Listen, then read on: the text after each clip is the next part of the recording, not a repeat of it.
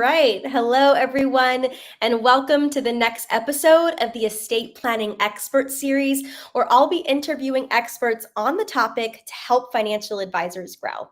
And today's special guest is Kylie Hodges, account executive and advisor estate planning expert at Trust and Well. Kylie, welcome to the show. Hey, Diana, thanks for having me. I'm so glad to have you as somebody who talks to advisors all the time about estate planning technology. I really wanted to bring you in and talk about the rise of estate planning technology. We're seeing this boom and how advisors are really responding to it. So I'm going to start there with my first question. What are some of the common hesitations or even misconceptions that you've seen advisors have as they think about implementing planning technology into their practice? Yeah, Diana, I work with advisors every single day. And while each practice is unique, one thing that they all have in common is how much they care about their clients. So when it comes to estate planning and implementing technology, the most common hesitations that I hear are, will this fit into my current process? And will my clients actually utilize this tool? Now, these concerns are certainly valid, but once an advisor sees how seamlessly it integrates and how much more they can offer, it's amazing to watch their mindset shift.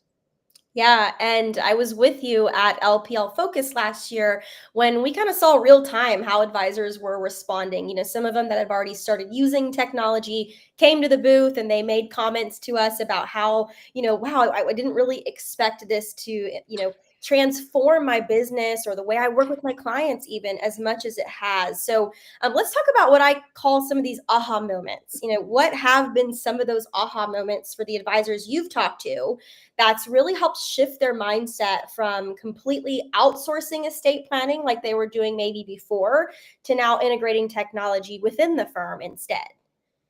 Yeah, no, that's a great question. And, that aha moment usually happens when an advisor realizes that they can stay actively involved in the estate planning process without totally outsourcing, and then how simple it can be. So they see that integrating technology helps them retain assets, grow their book of business, and then even generate new revenue and referrals. So it really is a game changer once they can connect all those dots. Love that, especially the part about referrals. We'll have to do another episode in the future where we talk just about that because I know you've had a lot of conversations on that point. Now, from your experience, besides referrals, what are some of the biggest benefits that advisors experience once they adopt the technology, and not just for their business, but also for their clients? Yeah, I mean, the great thing about estate planning technology is that it truly is a win-win for both the client and the advisor.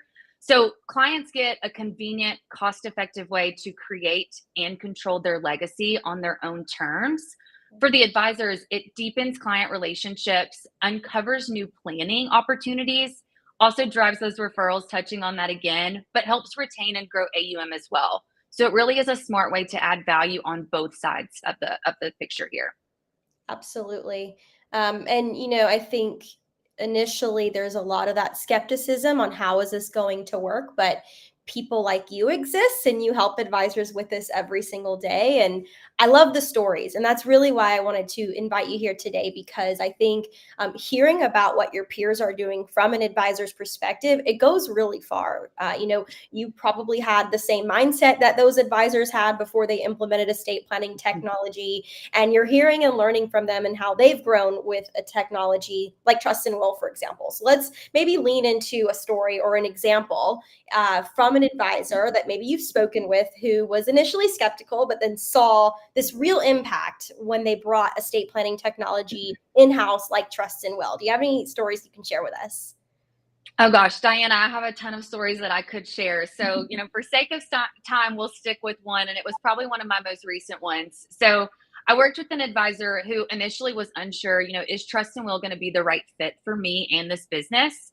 He was actually in the process of taking over in a retiring advisor's book of business. And so I got to discuss both sides of it, right? One being resistant to change of what they've always done with the work that they've built for years and the relationships with their clients that they've built on for years.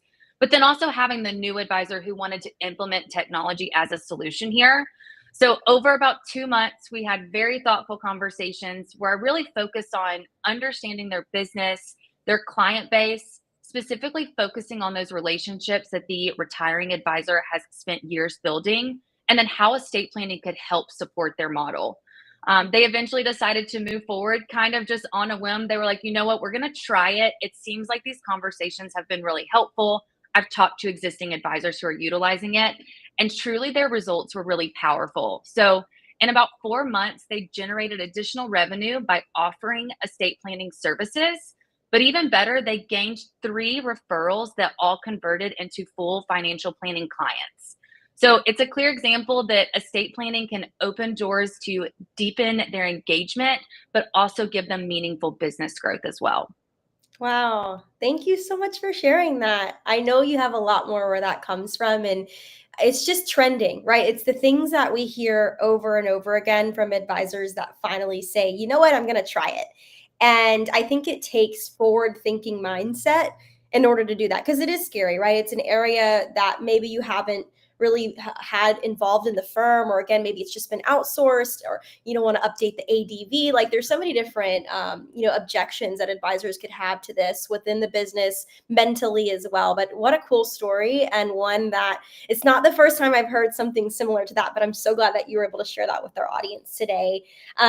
Kylie, thank you so much. I feel like we could keep going on and on. I try to keep these short and sweet. There's so much more that I want to bring to the world from your perspective. So thank you first and foremost for being here today as somebody who works with advisors on implementing estate planning into their practices every single day. And if you're in the audience right now listening to this and you're interested in learning more about trust and will for advisors, or you just want some education on estate planning, there's a QR code here at the bottom of the screen. You can scan this at the bottom of the video, or you can simply head over to trustandwill.com/advisors. And with that, we wrap up this episode. Kylie, thank you again, and we'll see you soon, everyone.